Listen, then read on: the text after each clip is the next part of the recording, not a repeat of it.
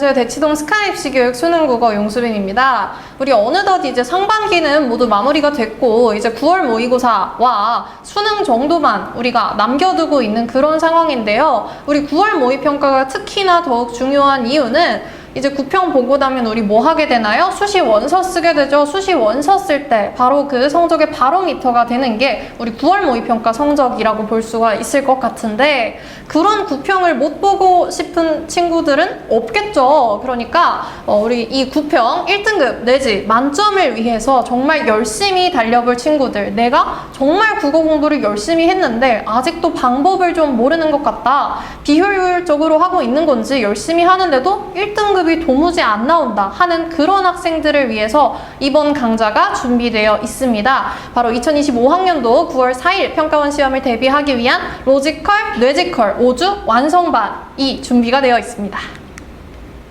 개강은 8월 4일에 예정되어 있고요. 왜 8월 4일이냐면 현재 7월반까지는 모두 마감이 되어 있기 때문에 우리 8월부터 우리 하반기 준비하면서 좀 새로운 마음으로 진짜 열심히 달려볼 수 있는 그런 마음가짐으로 준비를 해보면 될 것 같고요. 또 5주 완성 프로그램이기 때문에 8월 4일에 시작하면 우리 9월 모의평가 바로 직전에 완강이 되는 그런 프로그램입니다. 딱 요 5주만 투자를 하시면 확실하게 1등급 그리고 수능 만점까지 노려볼 수 있는 그런 독해력, 그런 독해법들을 제공해 줄 수 있는 그런 강좌니까요. 열심히 참여해 주시면 좋을 것 같고 대치동 번호는 은마사거리 쪽에 위치해 있는데요. 일요일 10시부터 1시까지 앞타임이 배정되어 있고요. 서초 방배원은 4호선 총신대 입구역 쪽에 위치해 있고 일요일 2시에서 5시 타임이 배정되어 있습니다. 네, 그럼 본격적인 강좌 소개에 들어가기 앞서서 간단하게 국어 출제의 경향성에 대해서 말씀을 드려보면 좋을 것 같은데 우리 수험생들이나 N수생 여러분들은 이런 출제 경향성은 이미 다 알고 있으리라 생각합니다. 독서, 문학 각각 17문제씩 38점씩 배정되어 있고요. 화법과 장문, 언어와 매체, 선택 과목은 각각 11문제씩 배정이 되어 있죠. 본 강좌에서는 독서와 문학 위주로 우리가 열심히 공부해 볼 예정이고 독서 문학에서 진짜 단 한 문제도 안 틀리겠다라는 마인드로 임하면 좋을 것 같아요. 그리고 이쪽이 조금 더 중요할 것 같은데 우리 2023학년도에는 만점자 최고 표준점이 어땠나요? 134점이었죠. 근데 2024학년도 만점자 표점을 보시면 150점으로 무려 16점이 뛰어오른 것을 확인할 수가 있어요. 왜 그러느냐? 그러니까 이 표점이라는 게 애초에 만점자가 얼마나 희소한지에 따라서 결정이 되는 거잖아요. 2023학년도의 국어 만점자는 371명이었던 것에 반해 2024학년도 국어 만점자는 64명에 불과하다라는 거 확인 가능하죠. 그만큼 국어 시험의 경향성 자체가 굉장히 어려워지고 있다, 난이도가 높아지고 있다 라고 생각하면 좋을 것 같아요. 물론 이것만으로 확신할 수 있다 라고 보긴 좀 무리가 있죠. 근데 우리 이번 6평도 어땠나요? 6평도 쉽지 않았죠. 평이하지 않았습니다, 결코. 그러니까 우리 남은 9평과 11월 수능 역시도 그다지 무난하지는 않을 거다라고, 불수능일 거라고 예상을 하고 접근을 하셔야지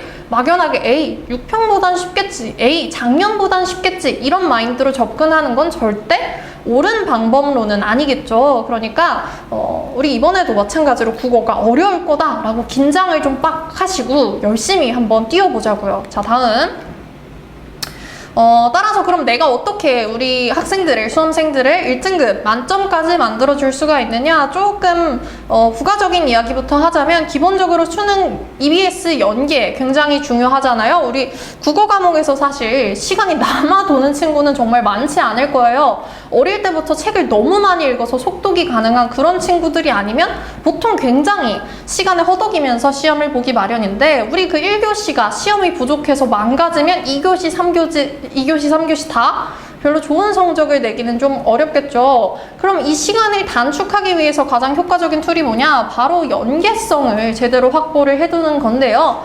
따라서 그 부분을 좀 보강하기 위해서 이쪽에 나와 있는 표는 EBS에서 수능 관련된 우리 교재들인데요.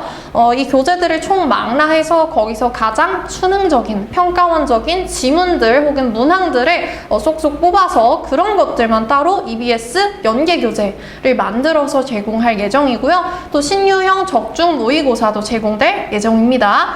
따라서 남은 9편부터 수능까지 확실한 1등급을 위해 가장 효율적인 방법이다 라고 단언할 수 있을 것 같고요.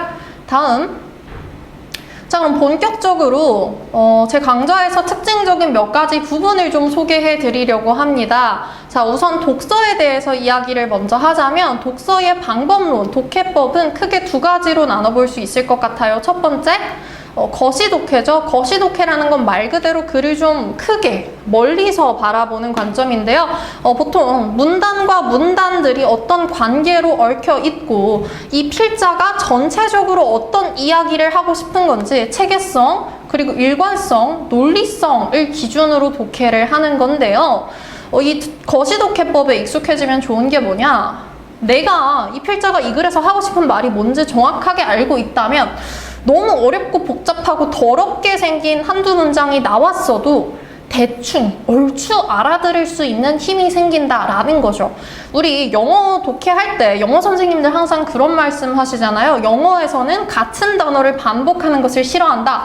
패러프레이징을 통해서 단어를 바꾸는 놀이를 한다. 국어도 마찬가지입니다. 같은 단어를 반복적으로 친절하게 사용하는 글도 있지만 웬만한 글들에서는 앞에서 언급한 단어를 조금 바꿔서 혹은 표현을 바꿔서 지칭하고 있거든요. 따라서 이 거시적인 틀만 잘 잡아줘도 논리성을 통해서 아, 얘가 무슨 얘기 하는구나를 파악한다면 한두 문장 정도 내가 이해를 못한다고 해도 답은 확실하게 다 맞힐 수가 있게 되는 거죠. 자, 그럼 조금 역설적인 이야기를 하자면 반대로 미시독해법을 통해서는요, 즉 한 문장 한 문장이 어떤 의미인지 열심히 머리 써가면서 읽는 방법론을 통해서는 그 어떤 어려운 문장도 놓치지 않고 파악하고 또 이해해내는 독해력을 내가 형성을 해줄 수가 있다라는 거. 좀 그럼 둘이 말이 안 맞는 거 아닌가요, 쌤? 왜 앞에서는 한두 문장 정도 이해 못해도 된다라고 하면서 미시독해법에서는 그 한두 문장조차 완벽하게 이해를 해야 한다라고 말씀을 하시나요? 자, 우리 모의고사 이제 몇 번 봐봤으면 알겠지만 이 실전적인 상황 혹은 시험장이라는 건 변수가 굉장히 가득한 상황이잖아요. 우리는 변수를 줄이면 줄일수록 좋겠죠. 내가 어떤 문장을 만났을 때 너무 어렵고 복잡해서 도저히 실전에서 여기에 시간을 많이 투입할 여유가 없어.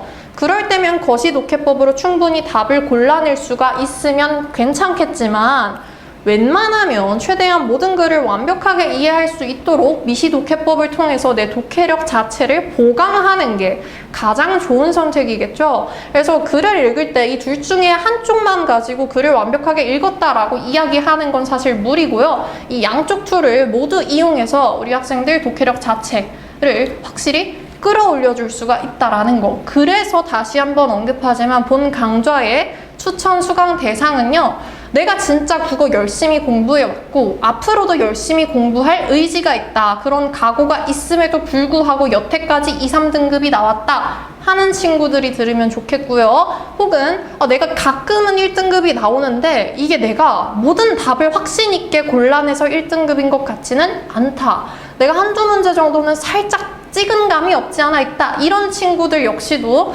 출제 원식, 출제 방법이 뭔지, 얘네가 무슨 생각으로 문제를 출제했고 무슨 생각으로 지문을 구성했는지 이런 것들을 파악해서 모든 문항을 확신 있게 골라내고 싶다면 수강해봐도 괜찮을 것 같습니다. 그럼 비추천 대상은 누구냐? 내가 이미 1등급이 나온다.